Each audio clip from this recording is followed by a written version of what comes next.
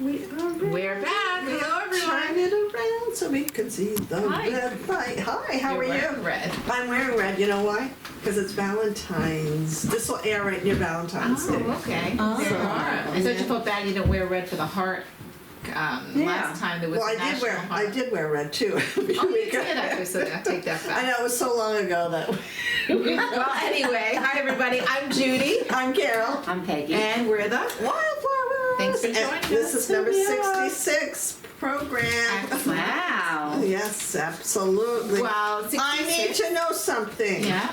How's Wildflowers? That's what I was going to say. Thank you so much. I wanted to tell everybody because we've had a lot of interest in people wanting to, following her journey. She is doing wonderful. She was evaluated by a dog trainer, and she did excellent. She really is a great, great dog. She knows her basic commands. She is Can you highly tell trainable. the audience, anyone who's missed the last one, she's a dog you're fostering? Yes, Wildflower is a dog, and I didn't give her the name Wildflower. She came from the shelter with that name, and then she was emaciated. She was found along the Bronx Parkway by a kind-hearted person who I ended up connecting with, very nice young lady. And she was wrapped in this t-shirt that was way too small for her and had cut into her skin. Ugh. She weighed about 19, 20 pounds, maybe something like that, and had a lot of problems with her. And so, this happened right before Christmas. Yeah. Yeah. And I'm hosting Christmas, but I said, how do you say no? Took her in. She's doubled her weight, but she's not big. She's 39 pounds. You know, she's really a very petite girl with these beautiful long legs. Beautiful her wounds face. are almost healed. Beautiful eyes, face. Yeah. And for all that she's been through, she's so good. And I thought she wasn't going to be good with cats I was nervous about other dogs. She's blown me away. She's good with cats that I can see, and I have 2. She's good with other dogs. It needs a little warming up as of any other That's animal. right. You have to do a introduce proper them. introduction and supervision until they get used to each other, as responsible dog owners should. But she's very good, and she's officially up for adoption now. And you could go to Peace Love Rescue New York, a rescue that I volunteer with, and you can download an application. If you live locally and you want to meet her, she's at my house. Send a message. This is Long Island. Long Island, and we could set up a meet and greet or something. But she's really good. I'm not even sure I'll give her a Did you hear that?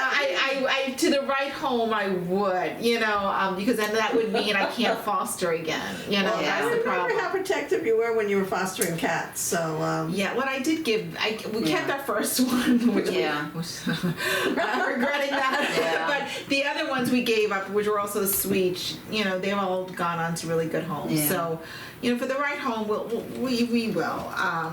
So please, if you know anybody who are looking, but she's a puppy. She's under 2, but still has a lot of that puppy behavior, and she's so smart and very responsive. So thank you for asking. Yeah. No, You can see photos. I think adopt, don't shop is just the mantra we should all pay attention to. But that's Yes, it's great. Yeah, so they can see photos of her on your Facebook On page? my Facebook, on Peace Love Rescue New York's Facebook page. I should probably maybe we can put one on our website too, just in case. Absolutely, Yeah. But she is doing. We don't have a website. We don't on Facebook. We do. Oh, Facebook. Yes, we do. On Yeah. Facebook. Oh, yeah, that's what you're saying. Yeah, we don't have a website, Facebook page, traditional. yeah. Our Facebook page, I meant. Yeah. I was like, wait, we did. But she's good, and the pictures make her look bigger than she really is. She's not a big dog. I know, it's deceiving. It's deceiving. She really is not a big dog. How hard does she stand? Like at the shoulder?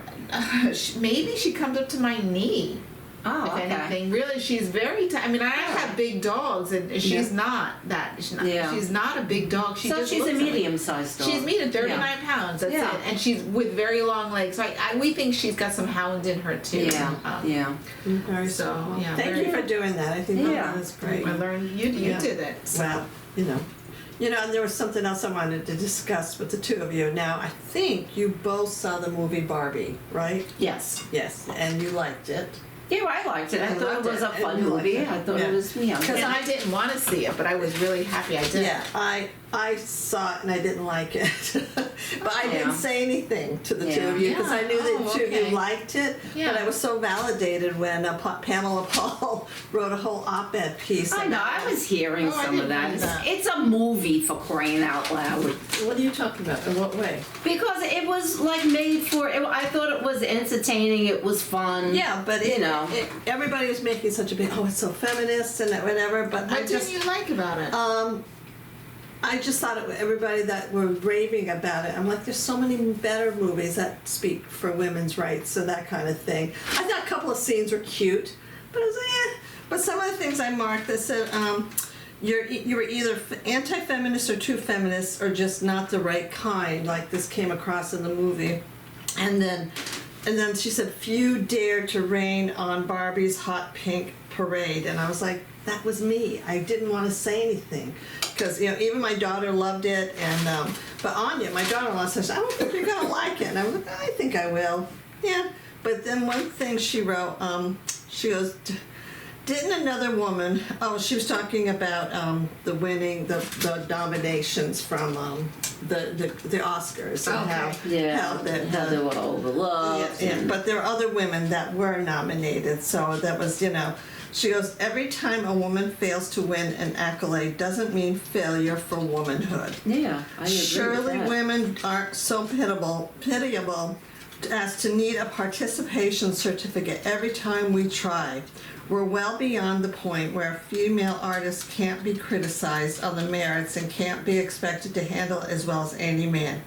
Which means it still hurts like hell for either sex, but not because of their sex. So in this movie, she was charming and utterly fine, but that doesn't make it a rare dramatic achievement. And that's exactly how I looked at it. I was like, okay, it That was was like a whole sour grapes thing, Yeah. when they came out. It was her and the director, was it? Well, I was not.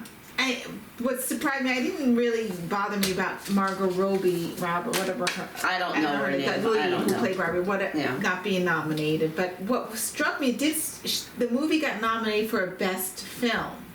right. But yet the director who created the film, to And me that that seemed unusual. But no, it's Yeah. not, because Okay. they said a lot of movies. Okay, that's so the I mean, same but that's the thing. only part that Yeah. really, I was Yeah. like, well, how, Yeah, can they you have a pointed good film if you don't have a good director? Yeah, exactly. Well, And he that's was a good director, but maybe She she was a good director because she got the actors to do, she's the one that gets them to do what they Right. do, and they won Right. awards. But it doesn't mean that there weren't other directors who deserved it more. I mean, I think it was like a real crybaby stuff when they were. Yeah, and I don't know if the two of them actually said anything. I think it might have been other people that said things. I don't know if they Yeah, actually I don't know. But for here's the yeah. last bit, and then we can move on. But there's a crucial difference between liking the idea of a movie and liking the movie itself. Just as you could like Jaws without wanting to instigate a decades-long paranoia about shark attacks, you can dislike Barbie without hating on women. Sometimes a movie is just a movie, and sometimes, alas, not a good one. So that validated me when she said that, because I didn't say anything to anybody, because I knew that you had said some kind things about I don't it. think you should ever keep I your thought it was opinion very. I just- Wow, no, really? I disagree with that review. I really do. Yeah. And that's okay. Right. I don't think you should hold it and not say I you don't didn't like even something. look if you at don't it like as a big feminist Yeah. thing. Anyway, it was an entertaining movie. Well, The you liked only that thing one I line. liked that one line. I Right. just thought that was a great line in that movie when Ken was going for the Yeah. job, Right. and he said, "You guys aren't doing a good job with the Yeah. patriarchy," and he said, "Oh, yes, Yes, we we are. are. We just hide it better now." Yeah. And I thought, but I didn't look as the whole movie like that. I thought it was very entertaining. It was fun, and it was very pink. I found it. I actually hate the color pink. I do really too. do. I'm not a pink I person. hate pink. But I liked it in the movie. Anyway, but have it pink works for tops. the I have movie. pink. But Barbie, that's her signature color. So That's you have right. to wear Yeah. it. I didn't wear it. And but it made the that's set the movie. so Yeah. beautiful and colorful, and I found myself getting bored with the movie. That's okay. But anyway, Oh well. so I just wanted to share that, that little bit about Barbie. Yeah, I disagree completely with that, but that's Yeah. okay. I say it. So she's Yeah. oh, wait, you have the wine, so I guess I I'll let do, you- and we'll say so. Yeah, let's pour a little. Do we have anything more to banter, or I don't know. Do should it. I can pour while you Yeah, talk? I do. I'll pour while you talk. I think that's a good idea. have, let's see, I have a new word. Okay. I have to remember how to say it. Weltschmerz. How is it spelled? It's pronounced with a V because it's German, it's derived from German. Oh, okay. But it's WELTSCHMERZ, Weltschmerz. And Weltschmerz That's good. That's good. is the sorrow that one feels and accepts as one's necessary portion in life. It's kind of like like somebody will say, well, that's my lot in life. Oh, that's Or, and then I also thought of the word ennui. This is a little bit different, because ennui is the weariness of the world, and Right. this is like accepting, like it's my lot in life, Yeah. this sorrow and pain. Right. So, and I had never heard that word before. No, I Ennui don't is think I easier to say though. Yeah. Weltschmerz. Weltschmerz. Yeah. Yeah, Weltschmerz. Yeah, You'll have to- and then there was another word that I don't remember how to pronounce it. Pareidolia. Pareidolia. Could you spell it? Pareidolia. And it's almost like a hard concept, the way that they described it, but then they gave an example, and I said, oh, I got it. So it's patterns, or I didn't even finish writing down the definition, but it's like patterns and images on of familiar things in like a random other thing. Okay, so this is the example. I know I should Give me have. the example. Because it was very confusing, and I said, Oh, I okay. gotta investigate this more, and I didn't. I stopped in mid-sentence, actually. But the man in the moon. You're looking at the moon, and what do you see? You see a face on something else. Pareidolia. So,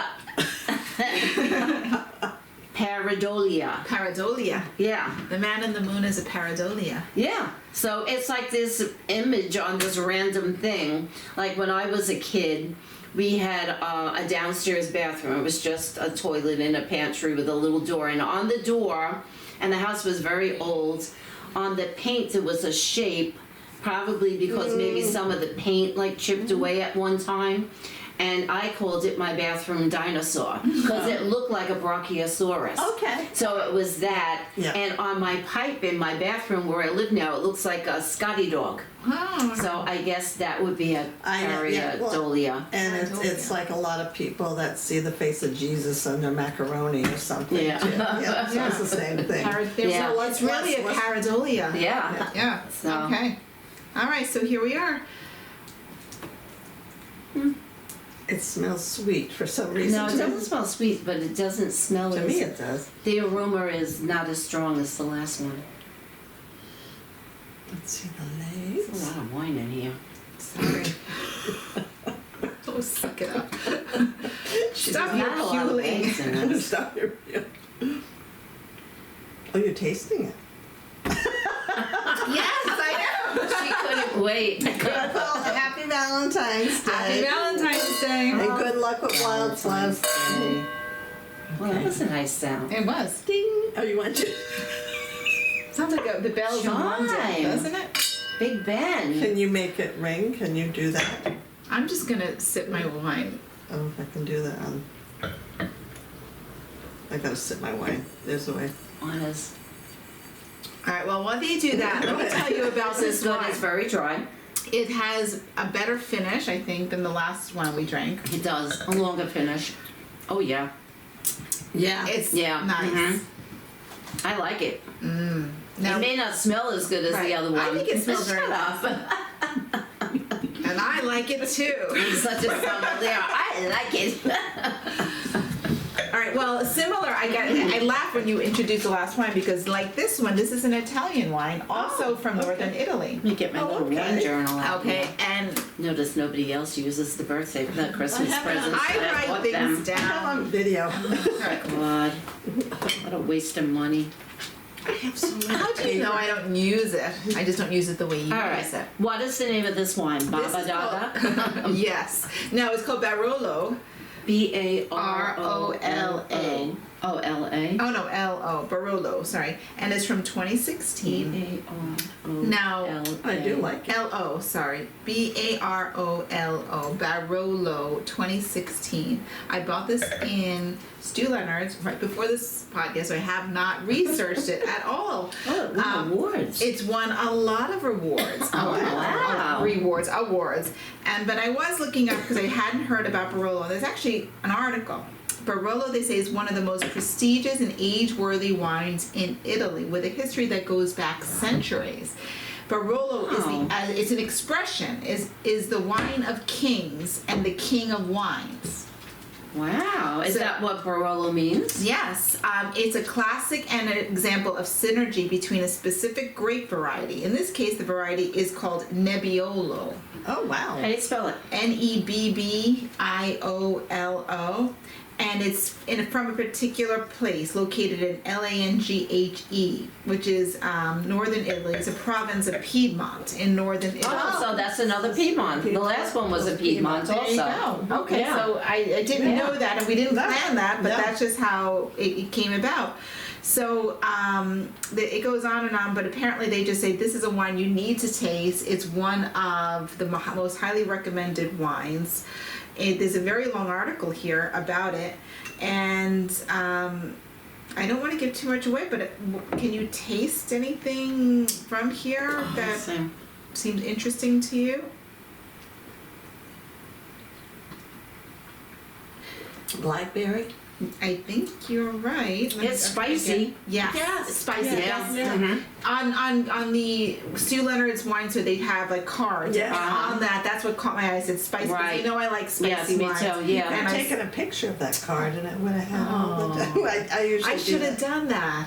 I didn't think about that. I'll do it next You're a time. thinker, Carol. That's how I did it the last time. I was like, and I kept thinking, am I cheating? No, To be honest with you, you know me and my phone, and I sometimes, a lot of times, forget I even have this thing Right, with me, right, and then right. I'm like, oh, I should have done that with my Yeah. phone. I could do I that. don't really taste much fruit in this though.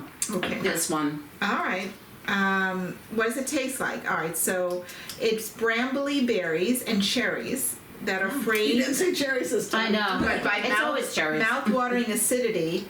Yeah, that you could really thick feel in the tannins. fish. Oh, and one thing I did remember from the card, because another reason I bought it is that it's very viscous. Oh, okay. And I love. And that's the high acidity. Yeah, and I'm like, that's usually something I like. So you throw that in with the spice, and I'm like, I'm hooked. I'm Yeah. buying this one. Mhm. You know, fine. Yeah. So they got me, and I think this is delicious. Yeah, my first sip, I actually almost choked a little, almost made me cough. It was so like Unexpected, yes, yeah. Yeah. But I really like it too. It's very good.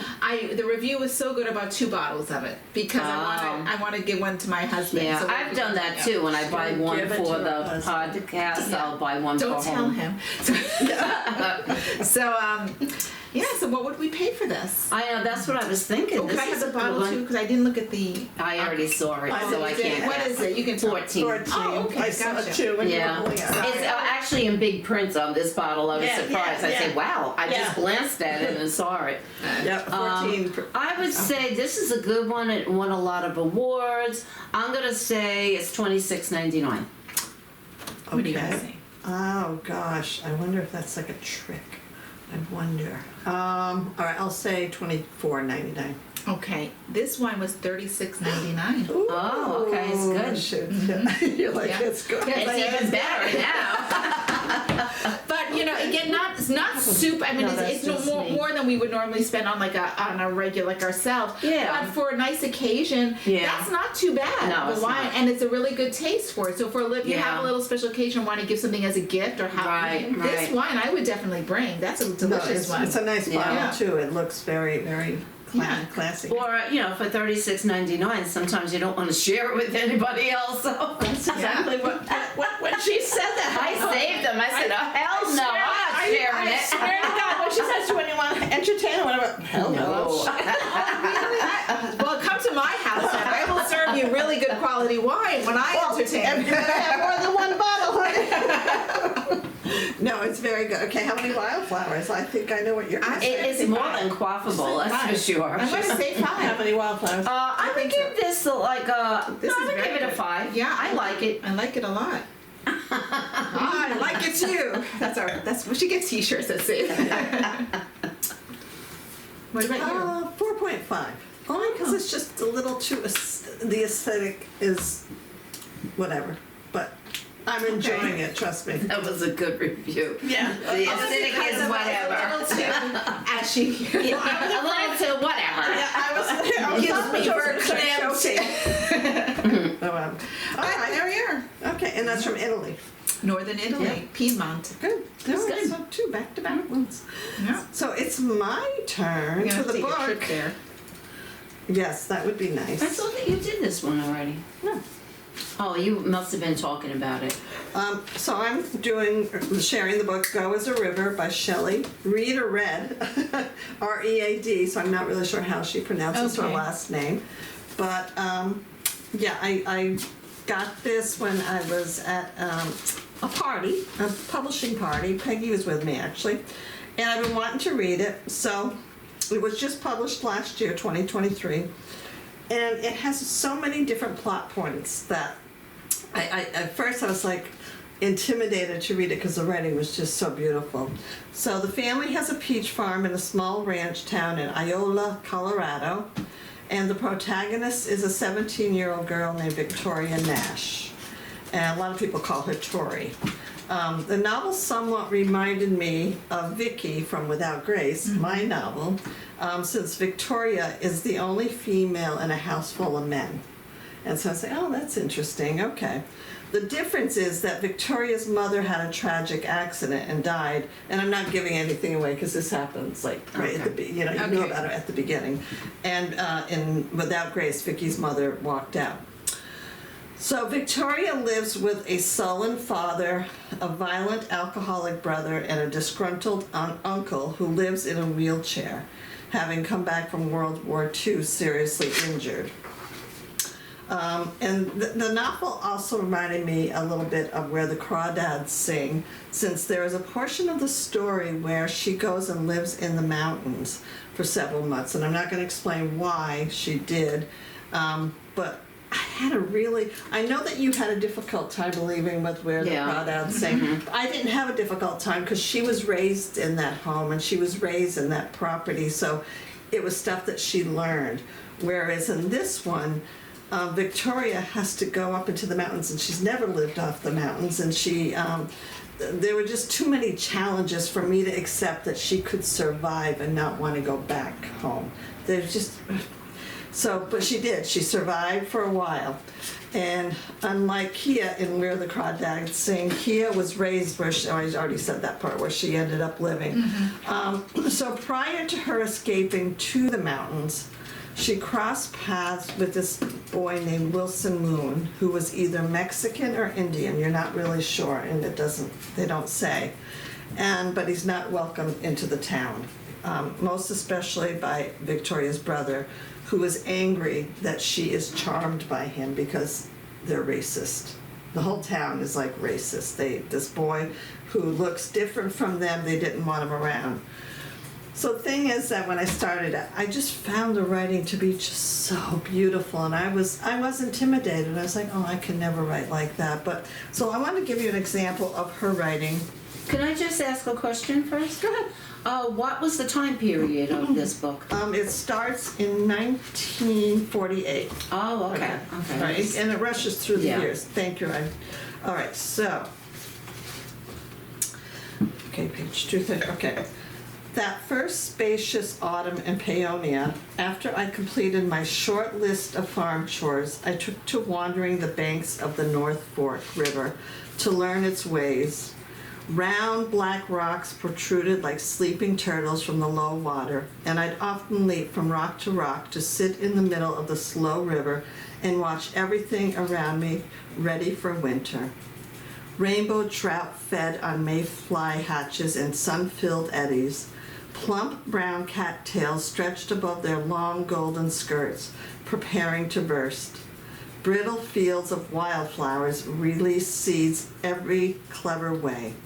And above it all, red-tailed hawks and blue-winged kestrels hunted, and Canada geese migrated in long, symmetrical V's. Some days I'd leave the river to drive the truck up to Langhorne Mesa and into the forest to just sit in the dappled sunshine and take it all in. The fetid, mossy, piney smells and the buzzing and tweeting and chatter all around. Each day I was building a life of my own choosing, and it was a good life. I knew what was missing, but I was also appreciative of what was there. And I just found that just so beautiful. And over time, though, I felt like the author was already always in the story, because she kept that language where he was like, get to the story. Yeah. I felt it was just almost too much. And I also felt that with the descriptions and everything, it could have been shorter. Mm-hmm. The story could have been shorter. That kind of reminds me a little of John Irving sometimes. Oh, really? He can go on and Yeah. on with descriptions Yeah. of like the woods or the trees Right, or yeah, the right. granite. I know and you're sometimes like, I "Let's lose move interest, on." like Yeah. even when you were reading But I like that. him. He's a It's very beautiful good writing, writer. but it's like, Yeah. you know, Yeah. and I didn't put it in context with the rest of the story either. Right. So I just wanted to give you a Yeah. point that, you know. Right. But there was also someone else in the novel, someone else's voice, sharing a journal, and with Victoria, and their voice was the same, and she spoke so lyrical and stuff. yeah. And that That kind made of it confusing. well, not confusing, but annoying. I'm like, Okay. give her a different voice. Let Okay. me Yeah. know it's somebody else. You're not Right. going to have the same voice. But a lot of readers would absolutely love this, and I did too. And I won't say I loved it, but I just found it, Enjoyable. yeah. So. Laughable. Yeah, quotable. So the author, though, got over 7,000 reviews on Amazon. So that's very impressive. Yeah. 67% gave it a 5-star review. Oh wow. While 1% gave it a 2-star review, with one reviewer saying, beautifully written prose, but a predictable story with boring, overly long descriptions and mundane characters. I definitely struggled to finish this novel. And that kind of like described me. I struggled. I'm like, okay, let's just get on with the story. And when you know, there was just so much that could have been written about. I feel like Yeah. that she just was more engaged with the language. Is this her first novel or? I don't think so. I could be wrong. Yeah, it looks like it. Would it say debut on here? No. Oh, it is her first novel. Those Oh, are- okay. So out of 5 Wildflowers, I give it a 3. Okay. And for readers who have time to lollygag through the beautiful descriptions, I would give it 3.5. Yeah. But it's Go as a River, and I'm very glad that I got to read it. Mm-hmm. But I'm also I'm also it got too much into the beautiful language.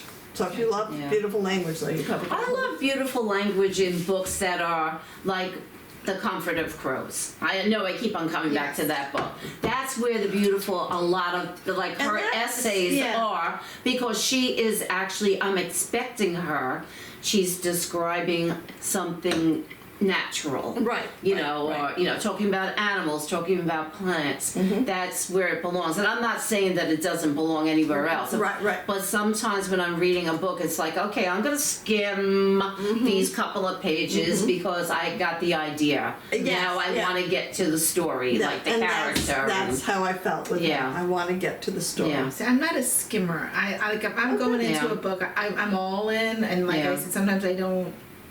You know, I usually finish the book, even if it's. Yeah. And it's when I was hearing you read that paragraph, it made me think of a John Irving. I reviewed one not too long ago, Right. and I picked up several more recently because. Yeah.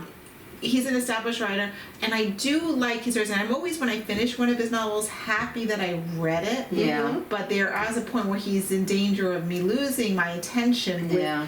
too much detail Yeah. of like, Yeah. all right, it's granite, I get it, it's hot, it's gray, and it's Yeah. Right. it's hard, and it's Yeah. it's everywhere, and you love Right, it. right. But enough, let's go.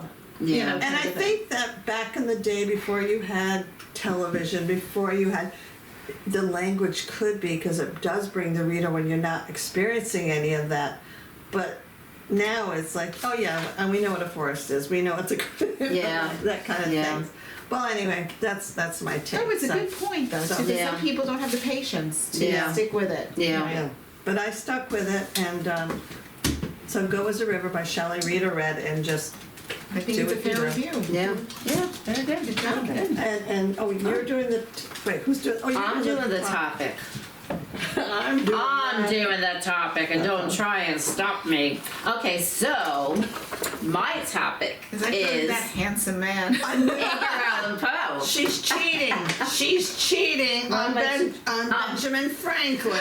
No, I don't have a crush on Edgar Allan Poe, Thank God. but he was. We had to say that out loud. No, I don't. He had a pretty tough life, though, and he was. He had a tough life.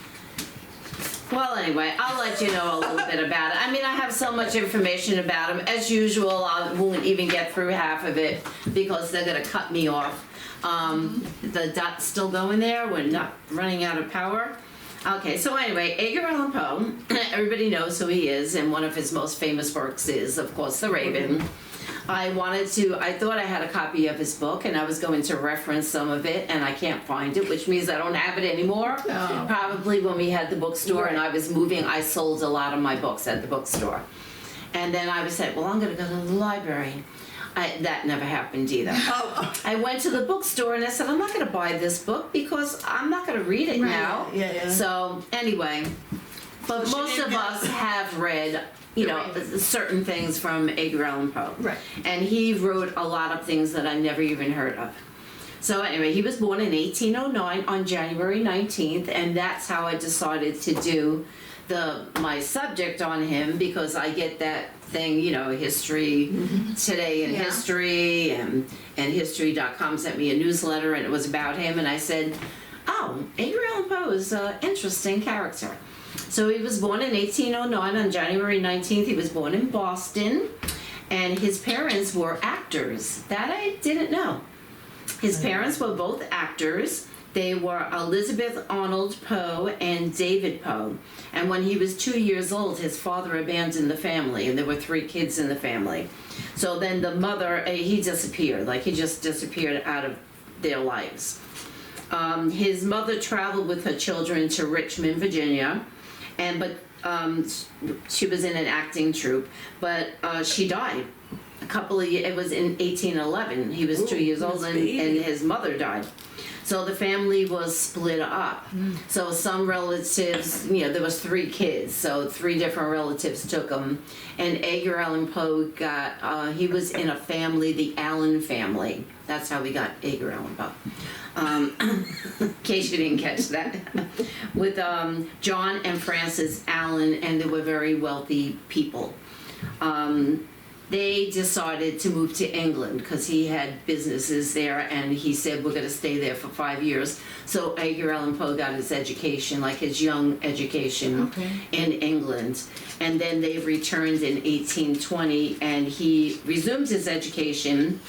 And all of his teachers said, you know, the other boys, because everybody wrote poetry back then. It was like a big thing, like he wrote poetry. And the other boys, you know, it's all mediocre, blah, like claptrap.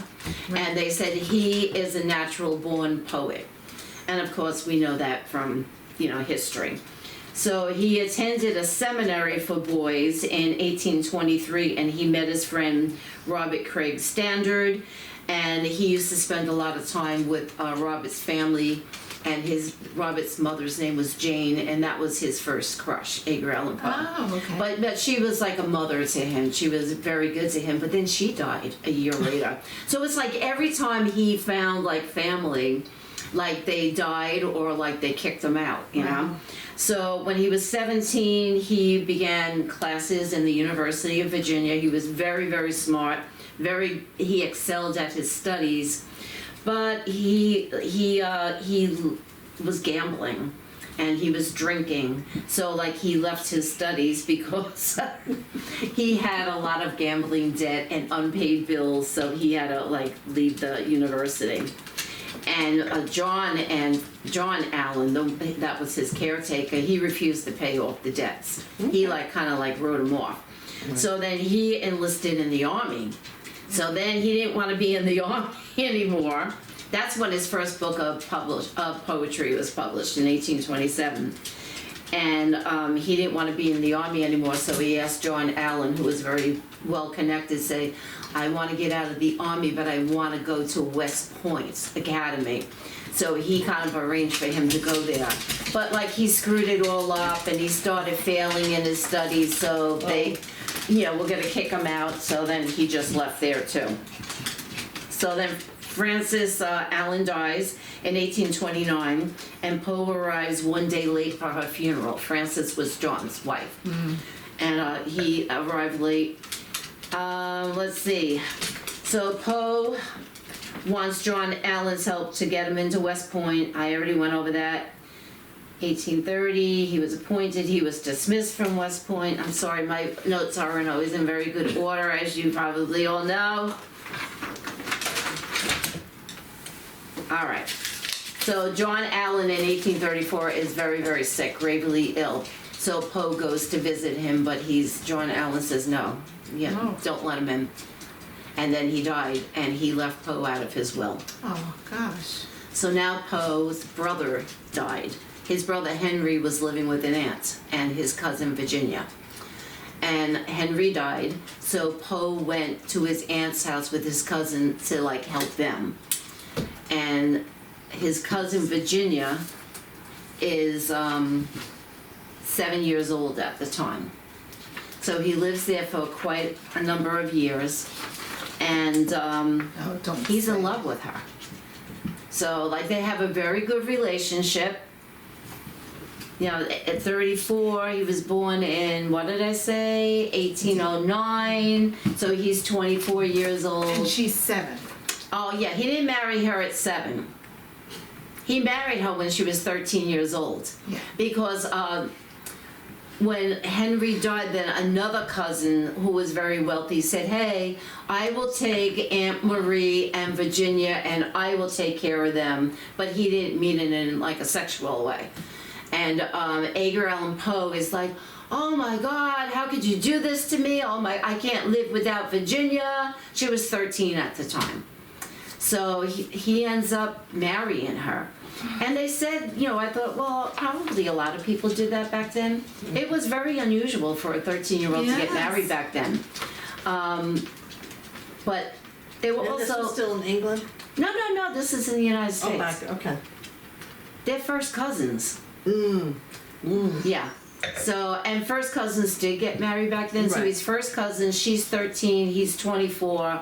They get married. But there's not a lot of information about it. They were both very much in love with each other.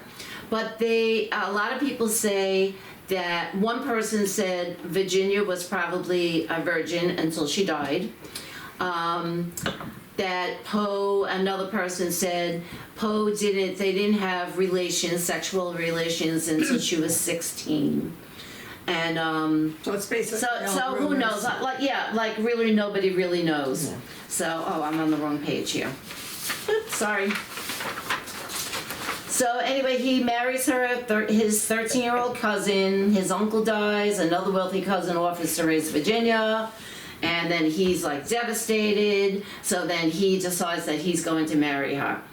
Okay, and this is all the debates about, some say her age was unusual. Some suggest that they had a brother-sister relationship. So who knows? Oh, and she was 13. And what else? Yeah, do you she need to was know? 13 and his first cousin. So some biographers suggest that he did not need women in the way that most normal men need them. Oh. So, they were a very happy and devoted couple. They loved each other. So, Virginia gets really sick. She gets tuberculosis. And 5 years later, Virginia dies. And he is totally devastated. At this time, they're living in a cottage in the country. Fordham, the Bronx was the country back then. So weird. Yes. So he is totally devastated by it. And after she dies, he realizes that he doesn't have any image of her. There's no portrait of her. So after she died, he had an artist do a portrait of her, so he'd be able to, she's dead in this Well, they portrait. do that a lot back then. Well, back in the West they did it, but a lot of times they prop up the whole Right, family with yeah. the corpse. But, and it's funny, when I first saw it, I said, wow, this is a really odd portrait, and then I started reading about it, and I said, oh, no wonder she was dead. But it was, hours after she died that he did it. So then after she died, he published all his books. He was the first author in the United States that lived solely on the earnings from his writings. He actually got paid for things. He was an editor. He worked for a lot of magazines, different newspapers. He was, all of his books were always getting published. And, like if he got $250 for something, that was a lot of money in the early 1800s. Yeah, that was a lot. So, a weird thing about him, after Virginia died, he became acquainted. Oh, one thing I left out, he was also part of, while Virginia was alive, part of the New York Literary. And they were all, like the Algonquin Round Table back at the time. Right. And he had flirtations with 2 other female poets in it. And it became like a big scandal. Well, that's all right. And there was never any evidence that he had any relations with them at all. It was just, they did it publicly in newspapers, writing poems to each other. And they actually kicked him out of the group because it was such a big scandal at the time. So crazy. But then he met this woman in 1848. Poe becomes acquainted with Sarah Helen Whitman and Annie Richmond. After several months of exchanging letters and poems, with Whitman, Poe proposes marriage, but she declines. So then he admits that he loves both of the women, and in a moment of despair, he tries to kill himself. And he took laudanum. And in the following days, he recovers, and this is when he sat for this portrait. And he was alive with that portrait. Yes, he was. Barely. Yeah. Because he tried to kill himself a couple of days before. So then, after he recovers, I have to find my notes. In 1849, he reunites with one of his childhood sweethearts, Elmira Roster Shelton, who is now, she's a wealthy widow. So he proposes marriage to her, and in September, she accepts. And then he writes to his Aunt Marie Clem, to inform her of the impending marriage, and he's going back to New York to pick up his aunt so that she could attend the wedding. And he leaves by steamship on September 27th. But she dies. No. His plan is to disembark in Baltimore in order to board the train north to Philadelphia and New York. Can you imagine how long it took people to travel back then? Oh, I know, yeah. So Poe's whereabouts are unknown in the days following his arrival in Baltimore. On October 3rd, he is found at a local tavern, ill, disheveled, and incoherent. Baltimore editor Joseph Snodgrass is called, and Poe is admitted to Washington College Hospital, only to die 4 days later, October 7th, without regaining his reason. There has never been a conclusive diagnosis or cause of death. I was reading something, if I could find it. Oh, right here. So he was an alcoholic anyway. So aside from alcoholism, historians and biographers have suggested alternative causes of death, ranging from lesions on his brain, epilepsy, and tuberculosis to cholera, syphilis, and even rabies. I was just saying syphilis. Yeah. Another popular theory holds that Poe may have been a victim of so-called cooping, a common practice at the time in which Baltimore's notoriously corrupt politicians paid thugs to kidnap down-and-out men, especially the homeless. So he was probably drunk somewhere. The victims were drugged, disguised, and forced to vote over and over at different polling places for the chosen candidates. Oh my God! I hope Donald Trump never reads this, because he'll claim it's happening. Then left for dead. So supporters of the cooping theory point to Poe's unfamiliar and ill-fitting clothes as well as to the fact that citywide elections were held in Baltimore that day when he was found. Oh. The Irish pub nearby functioned as both a bar and a voting station. So that's probably what happened to him, but it's kind of... But you don't know. That's the thing that's frustrating. Is Has that there ever been movies that you think that tried to deal with that theory? I don't know. And also, they never found his death certificate is lost. Oh. Yeah, they said they don't know what happened to it. No, his death certificate. Maybe that And he died in a hospital. political then, maybe. Yeah. I know, who knows? I don't know. We'll probably never know now unless somebody has it somewhere. It's so funny because it's still not like, you heard so much about Edgar Allan Poe, and I thought, oh, I'll learn more. Yeah. And I did learn more, and I say I didn't, but there's still so much mystery. Yeah. Well, look at the time that it happened in too. And with all of his writing, I'm surprised that he didn't keep a journal. He may have. I mean, we never. He did. They found all of his other writings, Oh, they did, they found it. So, but anyway, he died on October 7th, 1849. He was 40 years old. Oh, 40 years That's my old. dad's Corey, birthday. yeah. Oh, that's right. Yeah. Corey. Yeah. His last words were, "Lord, help my poor soul." I Aww. know. Sad. He Yeah, didn't 40 have a years very happy life. He lost so many people and Right. Yeah. turned to alcohol and drugs I married a 13-year-old. and he was so You know me, I'm talented. gonna be stuck I on know, that part. I know. I do find it hard. know. I don't like that. But I'm going with the Yeah. biographers who I claim know. that he didn't even have sex with her. Yeah, well, You know. these And are people who want to put him in a good light. Yeah. too, But you also know. don't know. Maybe he didn't want to lose her, and the only way he couldn't. Well, there were letters the letters exist, and I read them somewhere, and I said, where the hell did I read them? And I go down the rabbit hole, Right. So who knows? I was clicking through on everything, and because there's a whole Wikipedia page about Virginia Poe, and everything about her, so it might have been there. The letters that how he just loved her. He loved her very much, and. He didn't want to. He said, "I can't live without her in my life." So He was obsessed with Yeah, her. he was, It was a lot yeah. of, but you see Yeah. this with a lot of it. It's upset. My pedophiles Yeah. in a way. It Yeah. becomes obsessive. Yeah. I mean, look at Elvis. He got obsessed with Yeah. Priscilla Presley when Yeah. she was very young. Yeah. Woody when was Allen. she 14? Yeah, Woody Allen Yeah. with Sun Yi. Yeah. Yeah. It is an obsession.